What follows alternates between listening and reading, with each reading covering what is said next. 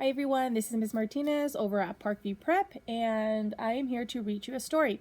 I actually read the story Pigsty to my girls last week, and they really enjoyed it, so they suggested that I brought it back and read it to you guys. So hopefully you guys enjoy it as much as they did. It's called Pigsty by Mark Teague, and this also has an AR quiz, so when you guys come back to school, you guys can quiz on it. Pigsty by Mark Teague.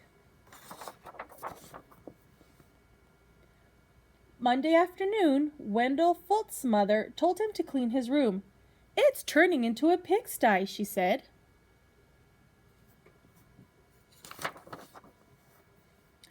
Wendell went upstairs. Much to his surprise, a large pig was sitting on his bed.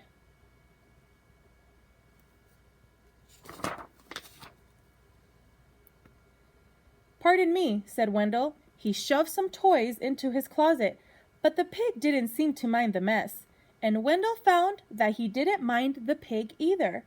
He decided to take a break.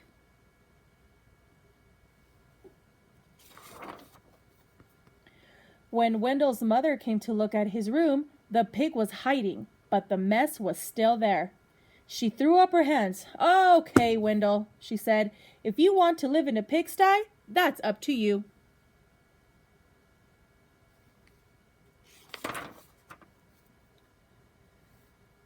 Wendell could hardly believe his luck. Now I can live however I want. He didn't even worry when he came home on Tuesday and found a second pig in his room. The mess had grown a bit worse, but he was able to jam most of it under his bed. "Pigs are all right," he said, "as long as it's only one or two." Would you guys like pigs in your room? I don't think I would. In fact, they had a wonderful time. They played Monopoly until late each night and left the pieces lying all over the floor.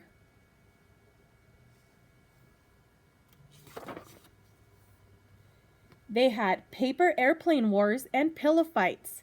The bed became a trampoline.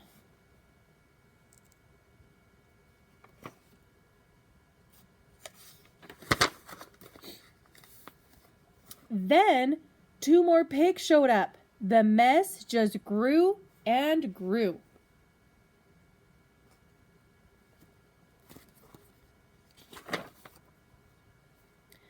That night, when Wendell went to bed, the pigs were lying everywhere. They rolled up his blankets and hogged his pillows too. Wendell told himself he didn't mind, but then he found hoof prints on his comic books. You guys see the little hoof prints right here on his comic book? Yeah, I don't think he's happy about that.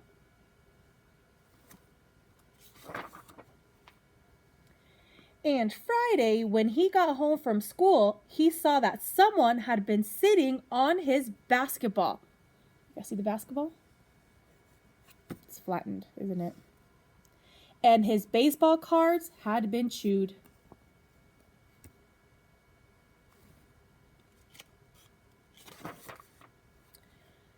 "That does it," said Wendell. "I've had enough."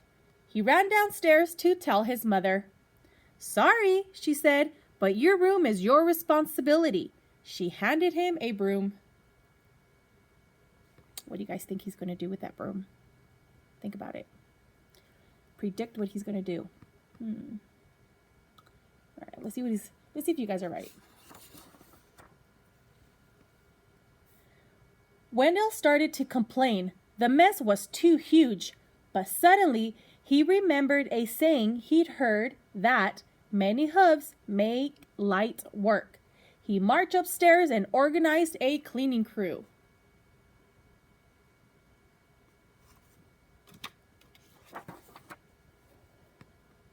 They swept and scoured, polished and scrubbed.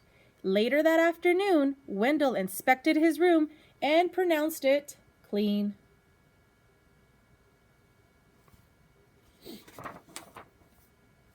In fact, it was a bit too clean from the pig's point of view, so while Wendell inspected, the pigs prepared to go home.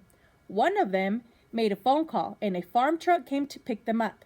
They hugged and grunted and oinked goodbye. From that day on, Wendell kept his room clean.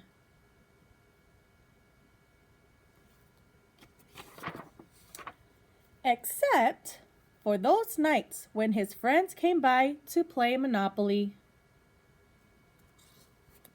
The end. Pigsty. I hope you guys enjoyed it as much as I and my girls did. All right, I'll see you guys later.